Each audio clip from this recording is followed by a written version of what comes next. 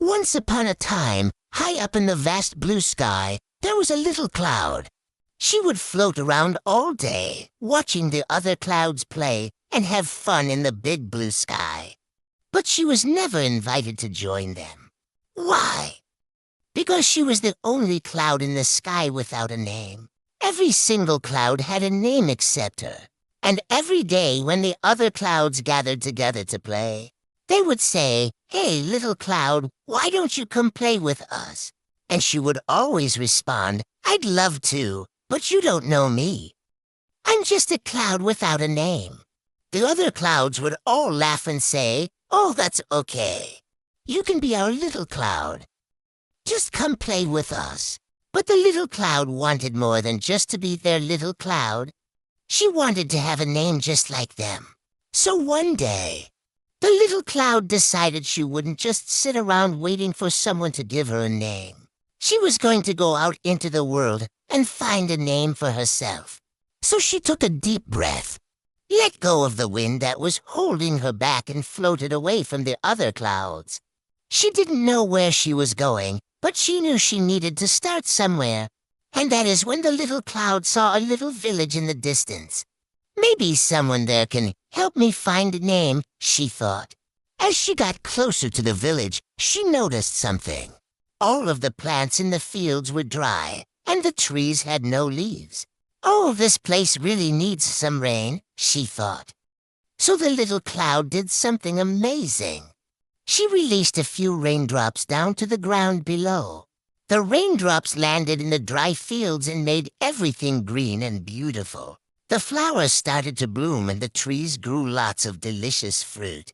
All of the animals came out to see what was happening, and all of the people came out to see the amazing rain. They all looked up at the sky and saw the little cloud floating above them. "Thank you, kind cloud," said a little boy.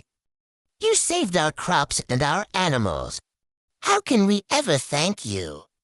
"Well," said the little cloud, "it's very simple. Just give me a name." "That's all I ask." "Of course," said the little boy. "How could we forget? You are the one who brought us rain. Let's call you Bateba. It means rain in our language." Now she finally had a name. But as much as she liked the name, she knew she had to keep going. She saw all of the animals wandering around in the heat. They were all so tired and thirsty. The little cloud heard this and thought she could help. She moved in front of the sun, and rested under her shade. The birds sang songs to her, and the lizards told her jokes. They all loved the little cloud and wanted to do something nice for her. "We want to give you a gift," said a little bird. "Oh, what is it?" asked the little cloud. "A name," said the birds. "We will call you Shaggoth, because you gave us shade in the middle of the day." The little cloud liked the name, but again, she wanted a name that everyone in the whole wide world would use. So once again, she said goodbye and headed off into the distance. After a while, she came across a big mountain. It was so tall that it touched the sky. "Maybe the mountain can help me," she thought. So she floated over and asked, "Excuse me, Mr. Mountain, can you help me? What is it you want?" asked the mountain. "I need a name," replied the little cloud. "What can I do?" "Well," said the mountain, "we are very tall." So she did something amazing. The wind blew all around the mountain, and the birds were so happy. They flew to the top of the mountain and started to build their nests. They all sang songs and chirped happily. And when they stopped to rest, they all cheered. "Hooray for the little cloud who brought us wind." And the little cloud loved the sound of that. She decided that was her name, even though it wasn't one word.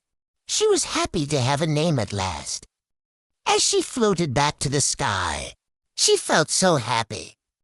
She helped everyone, and now she finally had a name. Suddenly, she heard voices coming from the sky. It was her friends, the other clouds. They were calling her name, or trying to. "Hey, wind over here, little cloud," they said. "It's us. We've been looking everywhere for you." "Where have you been?" "I've been traveling all over the world," said the little cloud. "And I've met lots of amazing animals and people. They've all been so kind to me, and they've all given me a name." "Really? What's your name now?" asked one of the clouds. "They call me Wind," she replied. "Oh, that's silly," said one of the clouds. "Your name isn't Wind. Your name is Noorah. That's what they'll call you from now on." And all of the clouds repeated, "Noorah, Noorah, Noorah." The little cloud was confused. "But the animals called me Batul. The birds called me Shagaf, and the mountain called me Hawa. Why should I be Noor?" "Because," said one of the clouds, "you brought light wherever you went. You brought rain to the dry fields.